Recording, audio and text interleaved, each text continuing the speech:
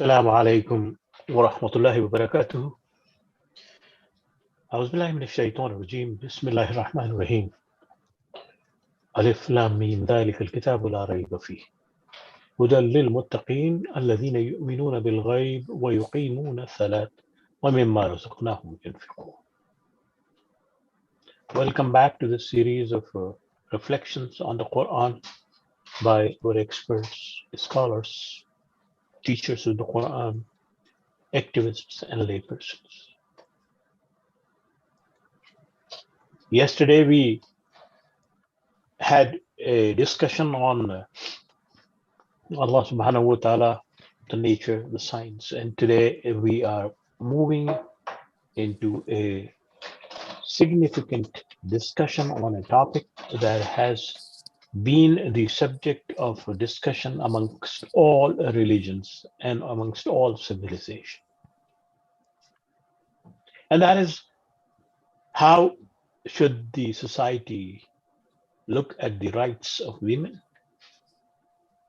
and how the relationship among genders be regulated and be discussed and be formulated. With us is a very distinguished Muslim scholar, Dr. Professor Inamul Haq, who originally comes from Pakistan, but who also had the studies from the Western universities. He has been teaching at Elmhurst University in Illinois, and he, I think, is a bridge between traditions and modernity. His perspective on the Quran and his ideas on the relevance of the Quran are worth listening to, as many people must have guessed yesterday when he was talking about the science and was talking about Allah's blessings in the universe and all other things. So we are grateful to him for being part of this series.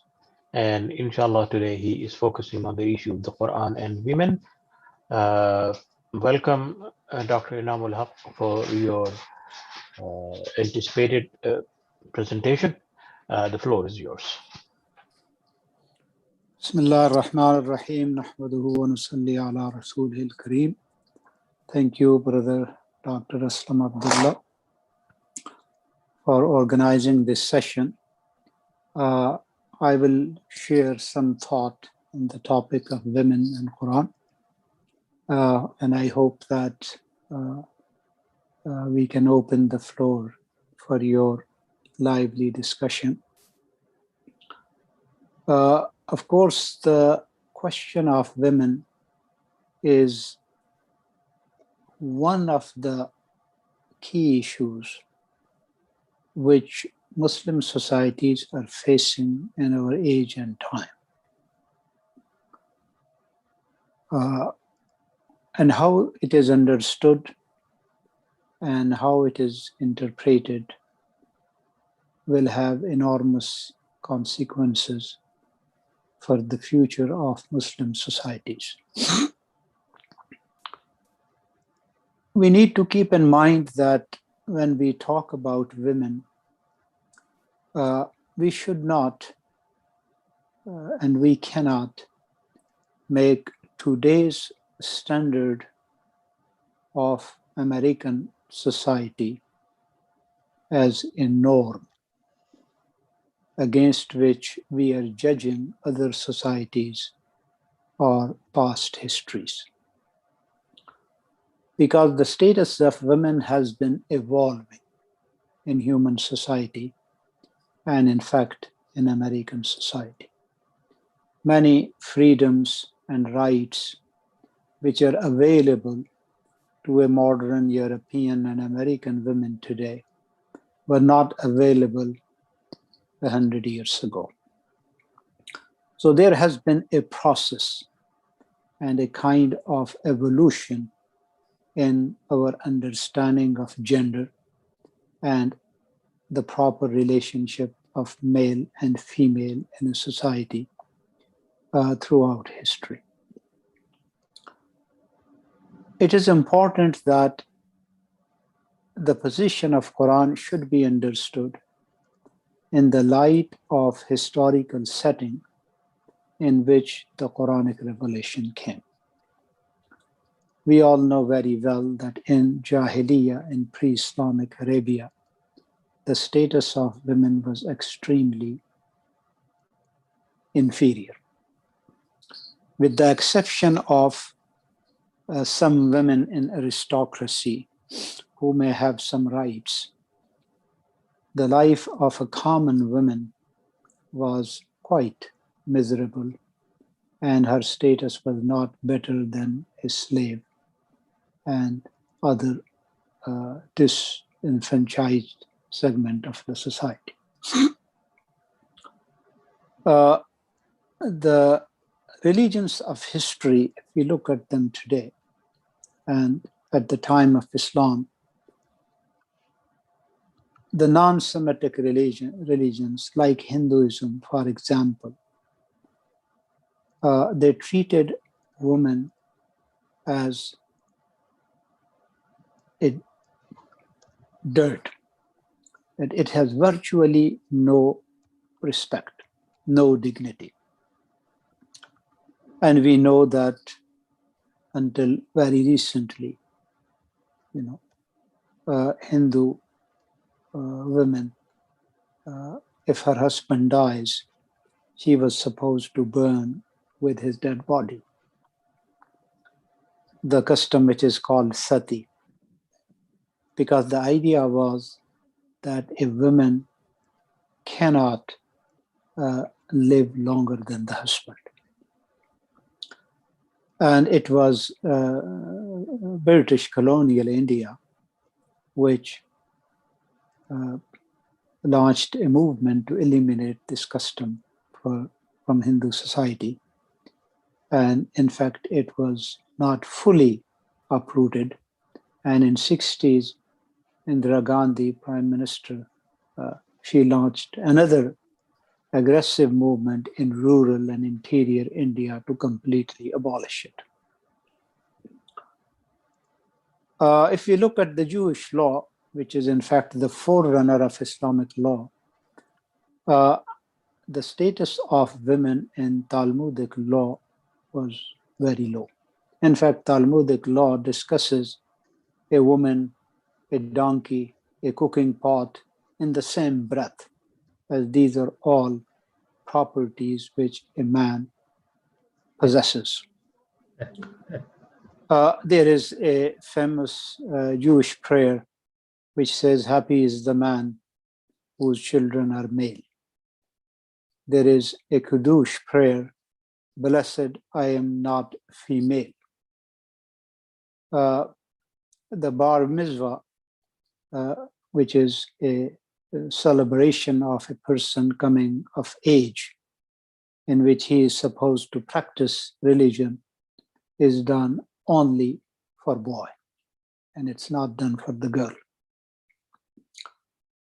In Christianity, woman was considered the source of evil and wrong in human life, and the sole reason of fall, that why man is expelled from paradise because of the woman.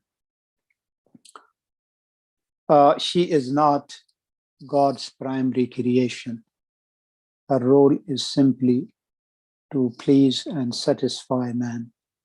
She is created for man, and her existence is instrumental, and it's really not essential and fundamental. The Bible said husband is the head of wife, as Christ is the head of church. If we look in this context, then we find that Quranic reform and Islamic reform in the area of gender was truly revolutionary. And I think the greatest contribution of Islam was to create a moral and spiritual equality of gender. Now, there are issues in Islamic law, and I'll come to them in a minute. But there is no doubt that at theological level and at foundational level, Quran in fact created a certain equality of gender. And many verses of the Quran, they talk their equality, like the verse of Surah Nisa, which is one of the verses we are considering today. إِنِّي لَا أُضِيعُ عَمَلَ عَامِلٍ مِّن ذَكَرٍ أَوْ أُنثَىٰ وَهُوَ مُؤْمِنٌ. That a believer, whether he is male and female, it doesn't matter, her effort will not be wasted, and God will duly recognize it and record it. Many verses of Quran, إِنَّ الْمُسْلِمِينَ وَالْمُسْلِمَاتِ وَالْمُؤْمِنِينَ وَالْمُؤْمِنَاتِ وَالْقَانِتِينَ وَالْقَانِتَاتِ. That the long list of qualities and virtues that Quran is mentioning, men and women, and then it is saying that God's mercy and his forgiveness for both of them. In fact, there is a hadith in which Prophet ﷺ's wife, Salama, she asked Prophet one time that why God does not address women. And it was in her response that these verses were revealed. Surah Mujadala also came in response to a woman who came to Prophet complaining about her husband.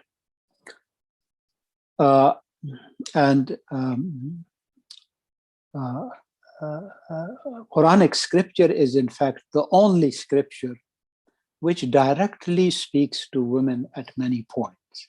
This is not, you will not find this in any other religious scripture. However, Islam is a religion which is born in a certain historical context.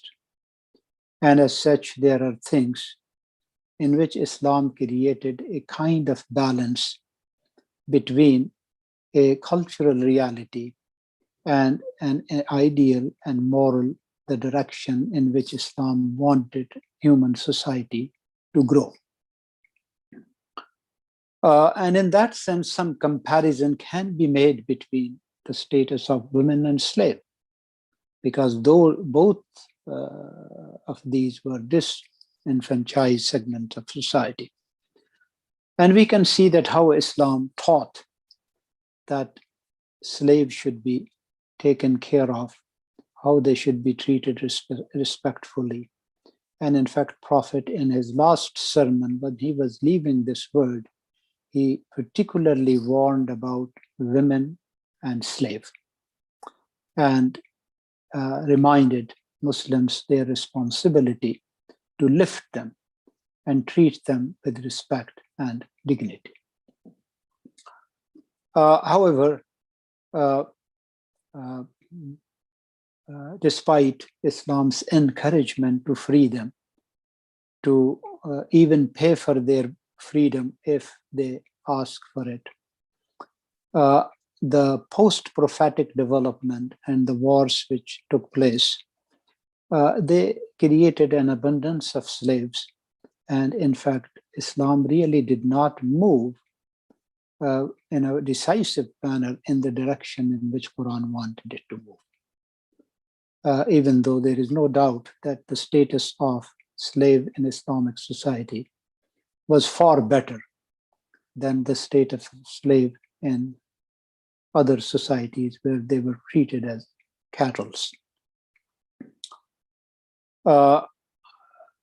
Similarly, the reform which Quran wanted to bring in the area of gender in post-prophetic time, because of the wars and victories, an abundance of women which were coming to Muslim land, sometimes as the result of war, sometimes as the result of massive acceptance of Islam, acceptance of the new religion by women. This abundance of women actually created a situation that did not make progress in the direction in which Islam really wanted that human society should move.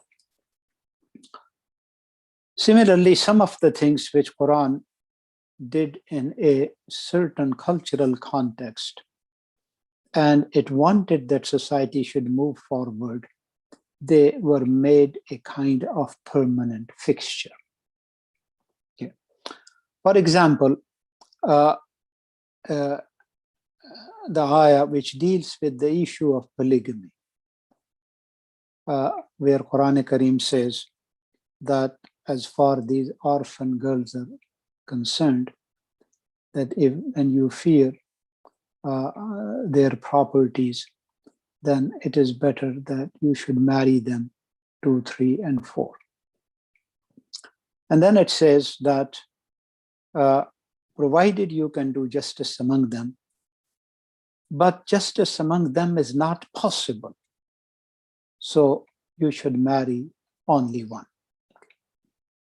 Now it's a kind of mysterious text, because in the same verse, Quran seems to be allowing a polygamy, and at the same time warning that it will violate the command of justice.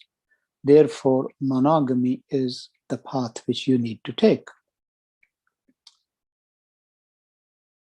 Now, what is obvious from the verse is that in pre-Islamic Arabia in Jahiliyyah, there was absolutely no restriction and no limitation on how many women a man can have.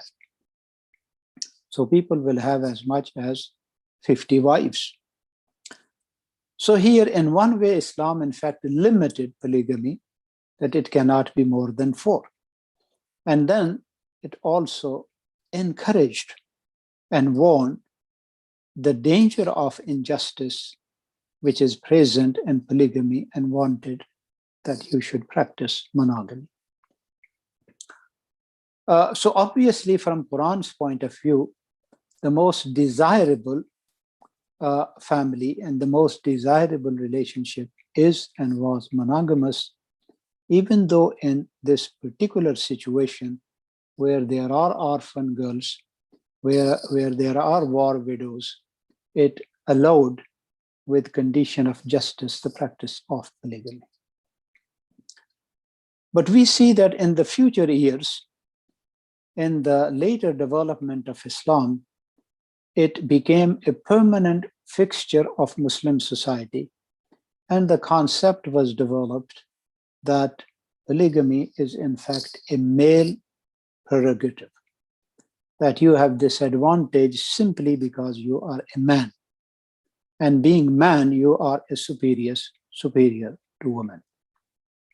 And therefore, practically, any kind of restriction on polygamy was virtually not there. In fact, at the dawn of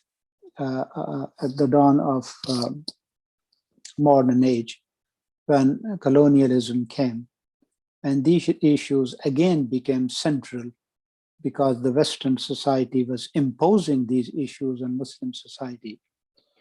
Imam Muhammad Abdu, the Grand Mufti of Al-Azhar, and one of the very modernist thinking scholar, even though he came from traditional schools of Islamic learning, he very strongly campaigned for elimination of polygamy from Egyptian society.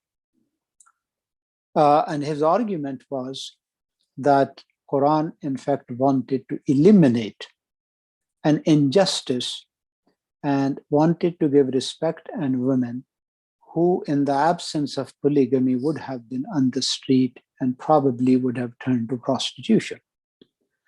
But now, with the passage of time, what is happening, that polygamy is not a solution to the problem of injustice, but it has become itself a source of injustice in Egyptian society. But with the rise of Islamic fundamentalism in late 20th century, which essentially claimed that medieval formulations of Islam are perfect and they are complete. And the only thing which they need is implementation. Only thing they need is a revolutionary government which should take over the society, and it should just implement them. And these ideas of reinterpretation and modernization of Islamic law are just a form of surrendering to European and Western hegemony. And that has created quite a few problems in contemporary Muslim society as far as the role of gender is concerned. But as you can see, that the pressures for reform are very strong. When we look at the Quran in terms of theology and philosophy, then we do find certain foundational principles which tell us that how a respectable gender relationship has to be built. But then Islam historically developed more in the form of law. Theology and philosophy have been much smaller and secondary forms of Islam's intellectual tradition. The real force of Islamic intellectual activity was the law, the fiqh and Sharia as it developed. And unfortunately, as this law developed, we see that the law really did not focus on those principles. Rather, it simply handled the situation on piecemeal, and it treated the practice of 7th century as normative. And it considered that anything which was done at that time or was permissible, anything beyond that is not possible, and we cannot go beyond that. And one of the tragedy of this intellectual and cultural tradition is that it has been always a male-dominated tradition, that we really do not have a full participation of women in formation of culture and intellectual life. Now, we do find individual women who played an important role. Okay? We have certain Sahabiyat who played important role in transferring Prophet's Sunnah to future generations. We have women in Islamic spirituality who reached to the degree of saint, and many male holy persons, whether it is Junaid going to Rabia Adawiya or Ibn Arabi becoming a student of a female saint in Spain. So we do have these examples of individual women who attain a certain status in their knowledge of religion and in their practice and piety and in their communication of religious teachings. But women as a class, women as a 50% of Muslim society, they are really not present in this tradition. So what we see here, that as Islamic law develops, it gradually becomes more patriarchal, more misogynic, and it really does not take into consideration the full interest of women in shaping culture and society. What has happened that with the dawn of modern society, it became very hard for Muslim societies to maintain themselves in the face of these modern challenges, whether it was the question of democracy, or it was the question of human rights, or it was the question of women's rights. And traditional societies had great difficulty to maintain the pre-modern positions which they took on these issues. And that is what created an impetus for rethinking and reform. And we see that this reform, it has come through various means and under different pressures. For one thing, that there is a sizable segment in Muslim society, I would say probably maybe 50%, which is really against any idea of reform. And they really think that the medieval Islamic formulations are perfectly fine, and all we need is to continue to live that. But then there were people who understood that these medieval formulations will not be possible. And they took basically two forms. One was the form of secularism, that the people who wholeheartedly adopted the Western ideas, and they thought that in modern society, we have no other way of survival but to accept Western cultural and socio-political values. And the best example of that was Kemal Atatürk in Turkey, who forcibly pushed religion into private corner and wanted to build a modern Turkish state on the model of French and Swiss. And he eliminated the Sharia law. And with that, he eliminated polygamy, and he made women education compulsory. And in fact, today, Turkey is probably the only Muslim country where women education is close to 100%. And their employment and their socio-political role is also considerable comparing to any other Muslim country. Similar reform was done in Tunisia. But then there was another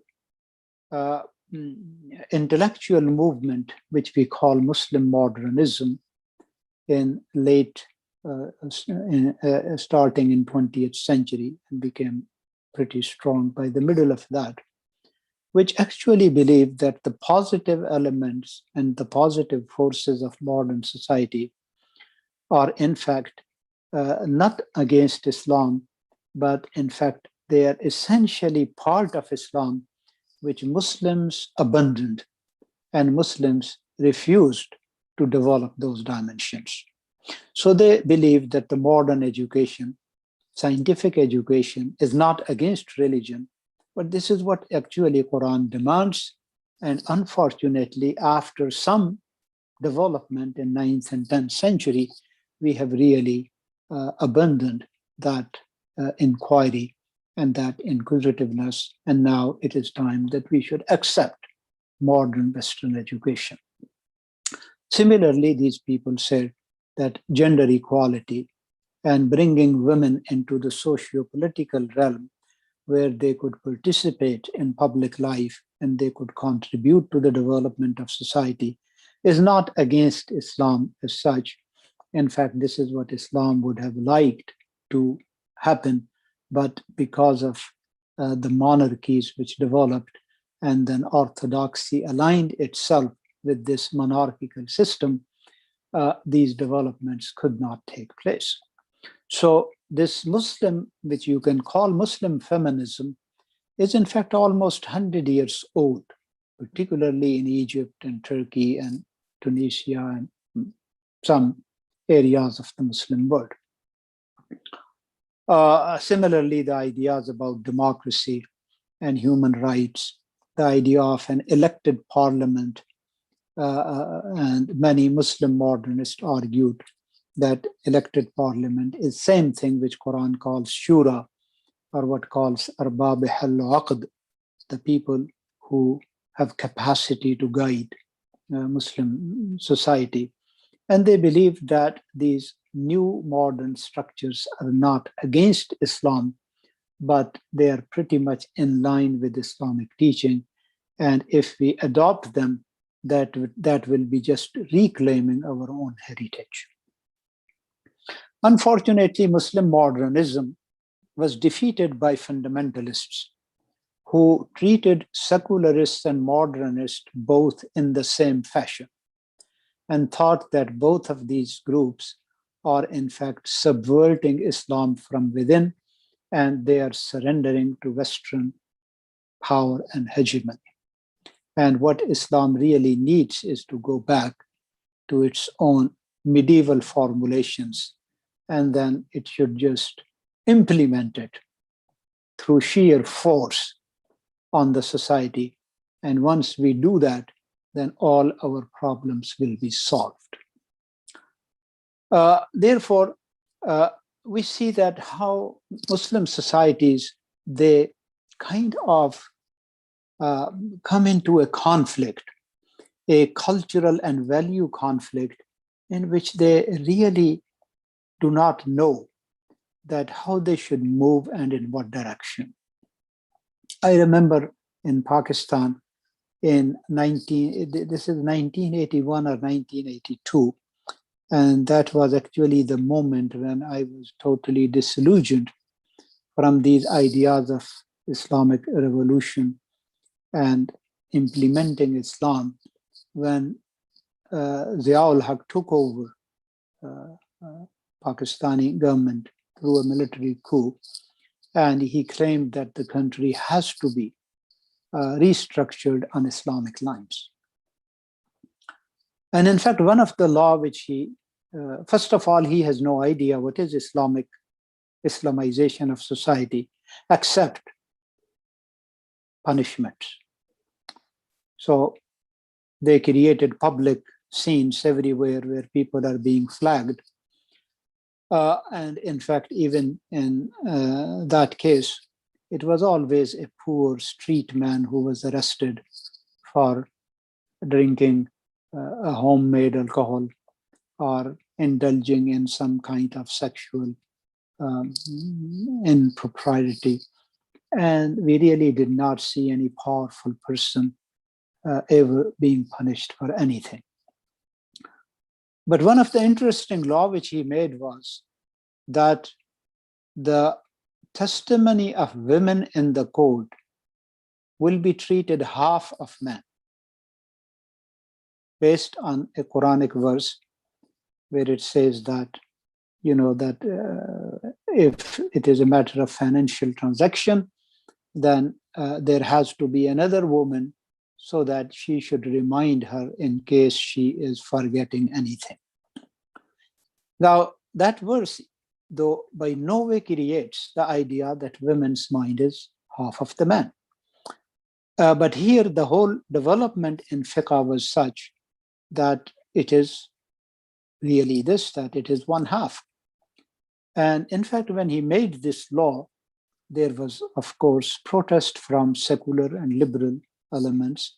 But then the religious parties in Pakistan, they brought their women on the street in full veil and burqa and demanded that their testimony should be treated half of the man. So it was a very strange situation where a disenfranchised segment of the society wants that they should not be made equal. This is not acceptable. And that was very bad sign for the future of this Islamic revivalist movement. And then the future actually further proved that it led to nowhere. So what happens here, that many issues in contemporary Muslim societies, whether they are issue of polygamy, the issue of veil. Now, of course, veil is a term which can have many meanings. What we find in the Quran is nothing but a demand from men and women both that they should dress and act in a modest fashion. But then we have veil, where in modern American context, a girl is wearing her head, covering her head, which we call hijab. Now, unfortunately, hijab is not a word in Islamic law or Quran for veil. Hijab means a wall and barrier. If we want to use Quranic term, the term is khimar, which is used in the Quran. So, and here, say for example, we can have, and we see there are a lot of American girls, Muslim girls, that they dress modestly, they cover their head, but yet they are full participant in community life. Okay, it does not create a limitation and restriction on their education or on their employment if they want to, or in their social role in communal and political life if they want to pursue that. Then there is veil, which is a kind of full burqa, which exists in Afghanistan, part of Pakistan, and Saudi Arabia. Now, with that veil, any kind of public life becomes practically impossible. Okay? Because a woman can do only what is strictly in a segregated women's setting. So there are various shades of veil in Muslim society. You will see in some societies what they will consider hijab or veil is not a barrier. Say in many Malaysian, Indonesian societies, many women who dress modestly, but yet they actively participate. But in some societies, the veil and the way it is practiced is truly a hindrance, and the belief is there that, in fact, the role of women must be limited to home, and any other role for her is not acceptable and desirable from Islamic and religious point of view. Now, of course, this is a conservative and traditional point of view, and there are many people, in fact, in Jewish and Christian societies who still uphold this traditional view that this is the division of labor and the division of social realms in which both genders operate. So we see in Muslim societies now that there are many conflicts and tensions on the issue of polygamy, and the issue of inheritance, and the issue of women testimony in the court, and the issue of rights for divorce, and the issue of marriage, and particularly the marriage of young girls, and the issue of population planning or any form of population control. And we see that the societies are kind of split between a more secular, liberal, modernist and a conservative, traditional, and fundamentalist. And it creates a kind of culture fault line in these societies. So here, I will say at the end that the real issue which we are facing as a Muslim society is that instead of focusing on moral and ethical values on which Quran wanted to build a society which is more gender just, we have taken medieval formulations of law as the ultimate ground, and we have created a situation in which societies are in a permanent state of conflict on the issue of gender and its role.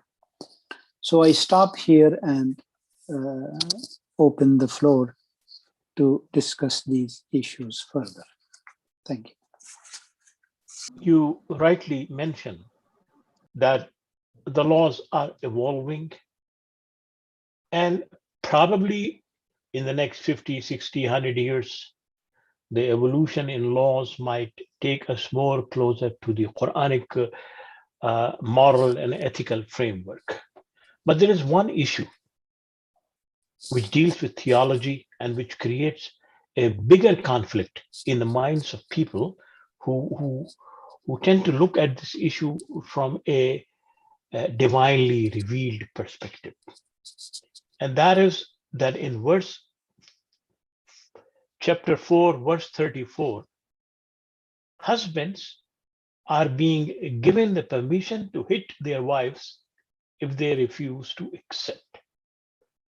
Now, hitting somebody goes against the concept of dignity. You can give advice to people. You can disagree with that people, but using violence in this kind of domestic situation where the other person is your partner for life is something that theologically does not make much sense. How would we reconcile with that understanding of the Quranic verse? I know that there are people who say that wadribuhunna does not necessarily means beating. It has different meanings.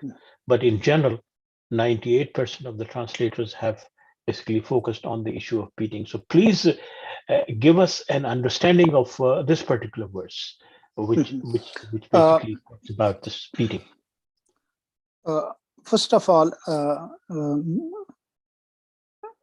the Vadribuhunna is one word.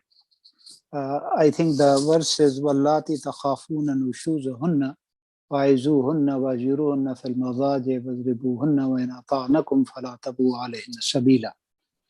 So, first of all, I mean, there is issue of how we translate the word. Indeed. And then there is issue of that what is the practice of Prophet in interpreting Quran or in practicing it, because he is the model. And did Prophet ever punish any of his wives? Okay, do we find that kind of sunnah? Because Quran actually does tell us that there are points when he is quite unhappy with the conduct of certain of his wives. So is there any model where a Sahabi is doing that and Prophet is approving or accepting that, yeah, it's okay, you can beat your wife? So we really don't find any example there that where beating or punishing is a kind of acceptable way of doing it. Okay. Then the verse is talking specifically about the nushuz of wife. Okay. Wallati takhafuna nushuzahunna. Now, what exactly nushuz is, again, it is translated variously, but it has the connotation of a woman who is rebellious and her conduct is not moral. So it is in that sense that Quran is saying. And then it's saying, the first phase is that fa'izuhunna, admonish them. Then the second is wahjuruhunna fil madadi, you separate your beds. Third, it says wadribuhunna. And then it says fa'in ata'nakum, and then if they are obeying, then do not harm them and do not go against them. And in fact, like sometimes you find in the hadith that your child is grown and he's not praying, you want that he should become regular in his prayer and he refuses, then you can punish him. Now here, it does not mean that you have to really beat him. It means that you can be a little bit tough with him, that this is not acceptable. Then the question is that when it comes to reading the text, we are all limited by our cultures. And we try to read in the Quran what we already have in our minds. So it becomes very difficult to break those barriers and try to cross that threshold, the limitations of my own mind. I mean, if an imam is reading Quran, say in Afghanistan, and in his own cultural sense, and his mind has not been opened and widened and does not have a broad horizon, then he will try to understand and interpret it according to his own limited mind and the cultural environment and surrounding in which it is. And the key thing is that with the broader knowledge, we need to open up and realize that certain reading or certain meaning which we give is against the very spirit of the Quran. Because one thing which is necessary, and we actually in principle agree, is that the one verse of Quran cannot be taken as a law. For that, the totality of Quran has to be seen. And Quran says, وَاقْتُلُوهُمْ حَيْثُ ثَقِفْتُمُوهُم, kill them wherever you find them, these disbelievers. Now, this verse is not a law.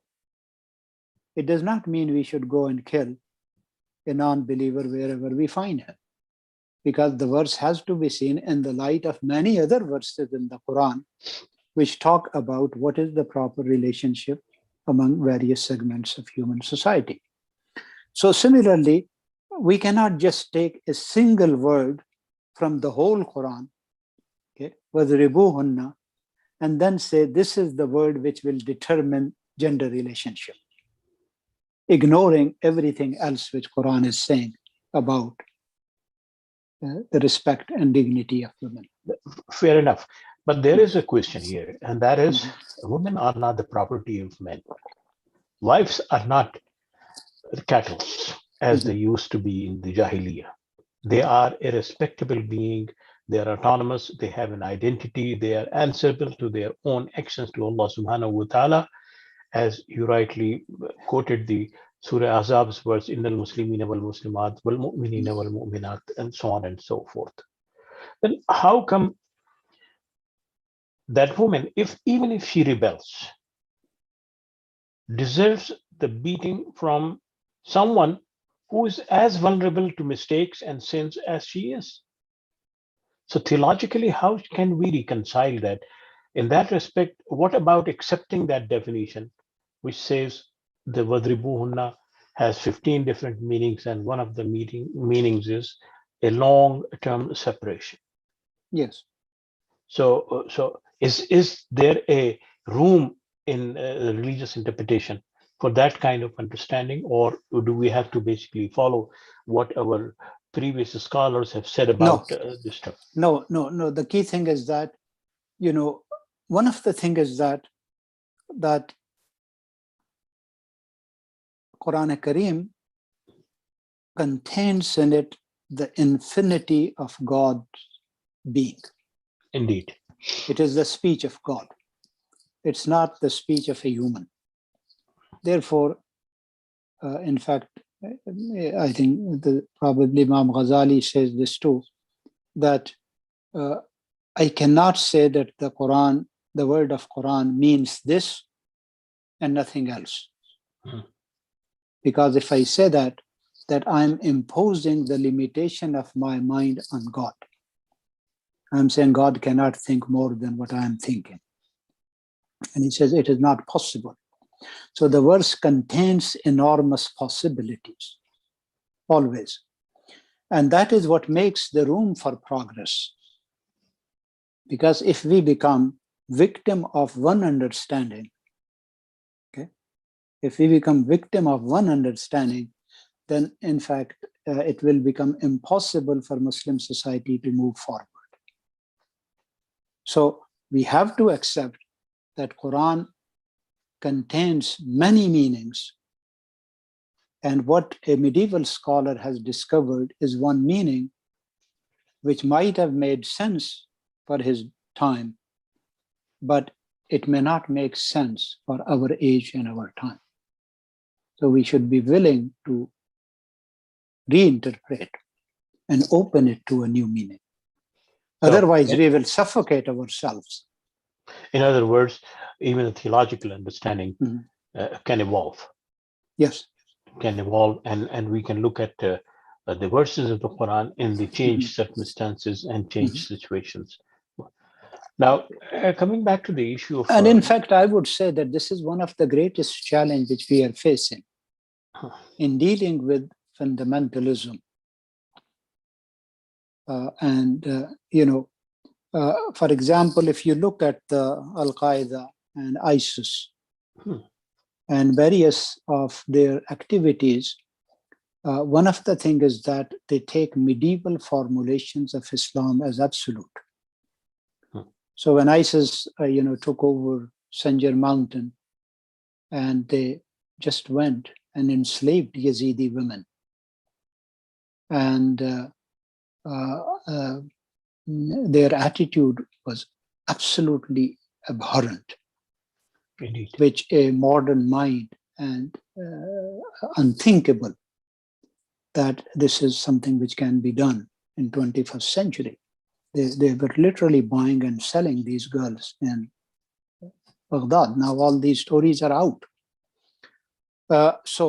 And actually I tried to study their logic. They used to publish it. There are more than 15,000 documents available of their writings and orders.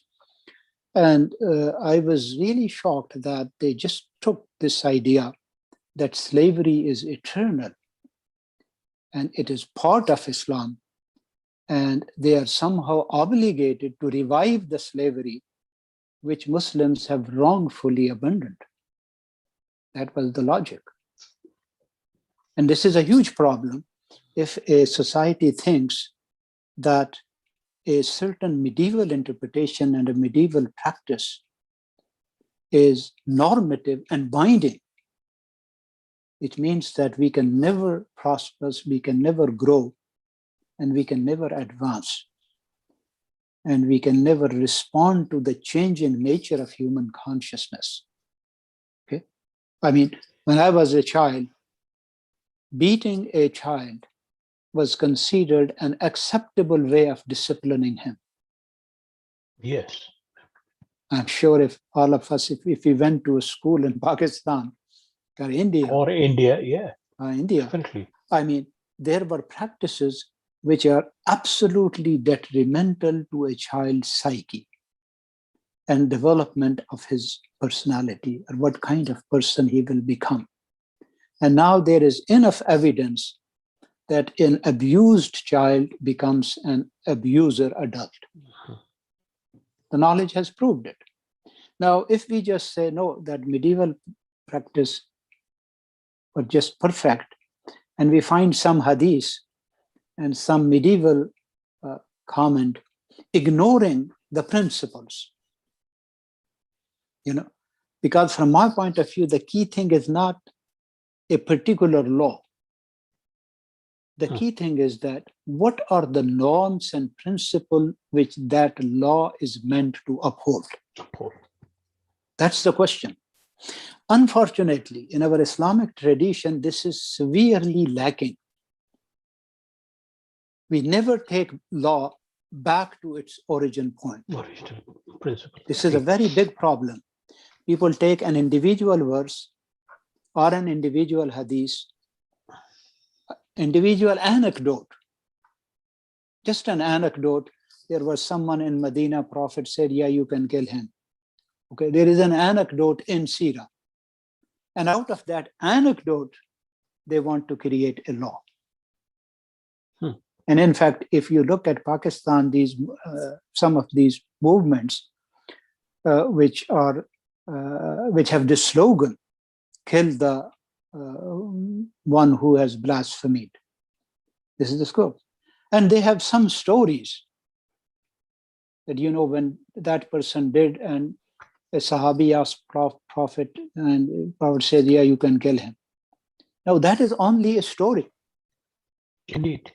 Okay. Can that story be the foundation of law?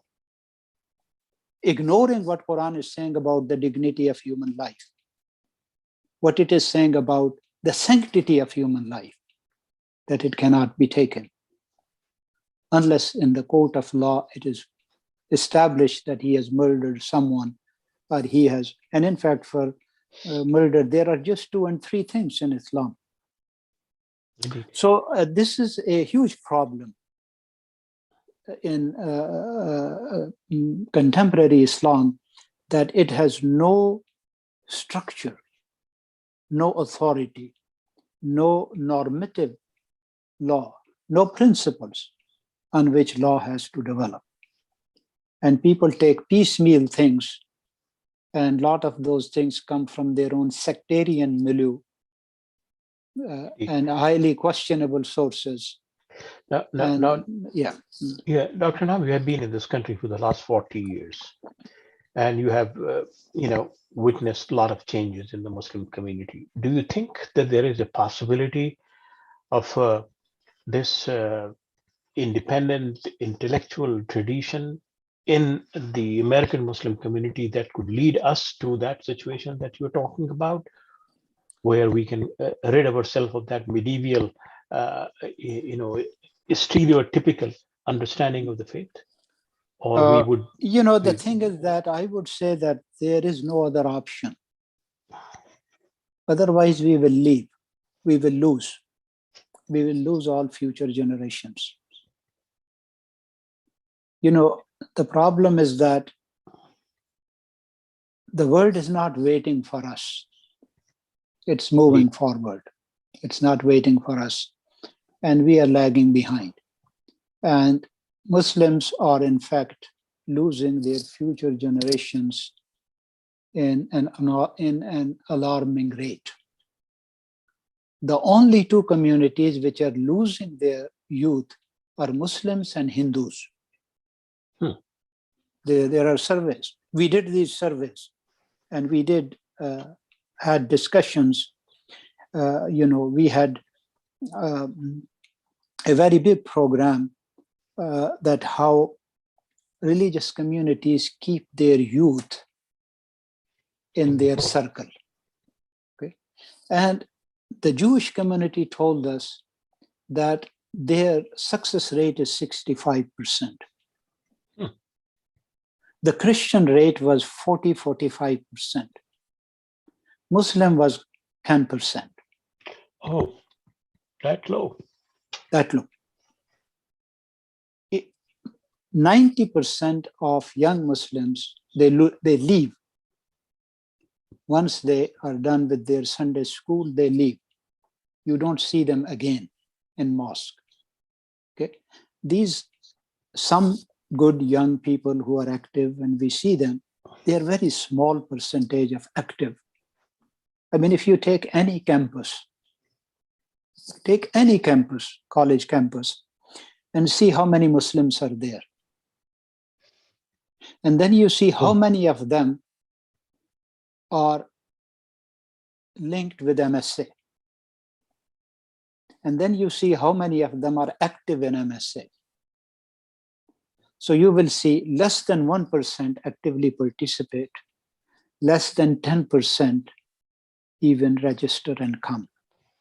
90% do not even come for one session. What does it mean? It means they do not want to associate with this community. So inshallah, it's almost time. We exceeded the time, but we will have one more session with you tomorrow. And hopefully we can discuss more on that particular issue. Could you give us an idea of what you're going to talk tomorrow? Tomorrow, based on some of the verses, I was thinking to talk about ethics. Wonderful. In Quran. So inshallah, tomorrow we will definitely be talking about Quran and ethics, and our viewers must have realized that how in-depth is your understanding and how progressive are your ideas in terms of the future of Islam and in terms of the understanding of the faith. And we hope that we would be able to benefit from what your ideas are tomorrow as well as in the future as well. With that, thank you very much, Dr. Inam, for your wonderful reflections. And we hope our viewers enjoyed that presentation, even though it was long, but definitely it was worth listening to. And perhaps we have a better understanding of where we are going forward and what needs to be done in order to streamline our future steps. Thank you very much. May God be with you and may God be with our viewers. Ma salam, and enjoy a wonderful night and wonderful suhoor.